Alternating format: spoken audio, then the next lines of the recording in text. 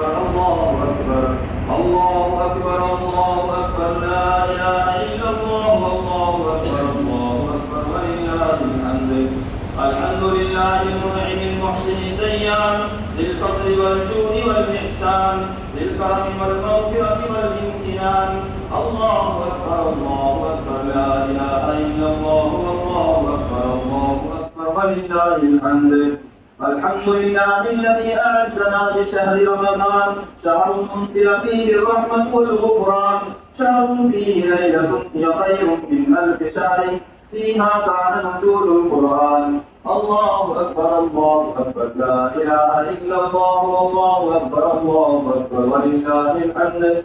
الحمد لله الذي وفقنا فيه لقراءة القرآن ويسر علينا أداء الصيام والقيام بحسن الإمكان، وسهل لنا التراويح والتسابيح فيا له من امتنان. الله أكبر الله أكبر لا إله إلا الله والله أكبر الله أكبر ولله الحمد. الحمد لله الذي بعد الصائمين بابا من أبواب الجنة يسمى باب الريان، وأعد لهم ما لم يخطر على قلب بشر من النعم والألوان، وجعل قلوب فم الصائمين أطيب عند ملائكته من المسك والزعفران. الله أكبر الله أكبر لا إله إلا الله والله أكبر الله أكبر ولله الحمد. الحمد لله الذي جعل صيام رمضان كفارة للسيئات وعتقا من النيران، وأكرم الصائمين بفرحتين، فرحة عند الإفطار وفرحة عند لقاء الرحمن.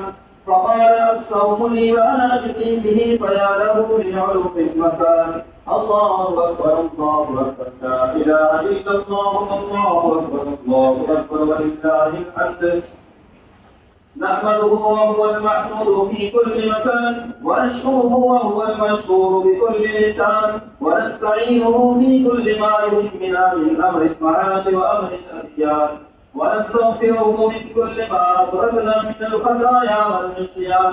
الله أكبر الله أكبر لا إله إلا الله والله أكبر الله أكبر ولله الحمد.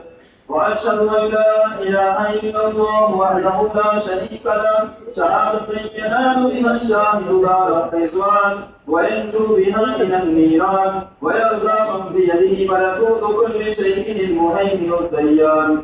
الله أكبر الله أكبر لا إله إلا الله والله أكبر الله أكبر ولله الحمد. وأشهد أن سيدنا ومولانا محمدا عبده ورسوله الذي يرسل حين شرع الكفر في البلدان، فدعا الخلق إلى التوحيد والإيمان، وأبطل الشرك وحماها إلى الطغيان. الله أكبر الله أكبر لا إله إلا الله والله أكبر الله أكبر ولله الحمد.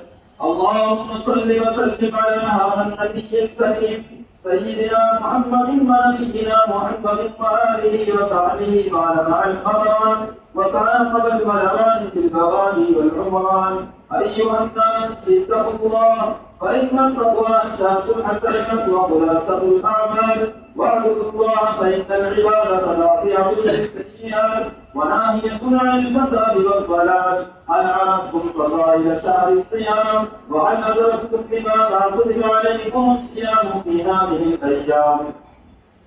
وهل دريتم أن الشهر زيف فماذا صنعتم له من الإكرام؟ وهل فطنتم أنه ولى راضيا عنكم أو ساخطا يشكوكم إلى العزيز العلام؟ يا ليت شعري كيف يقود نفسه صائم من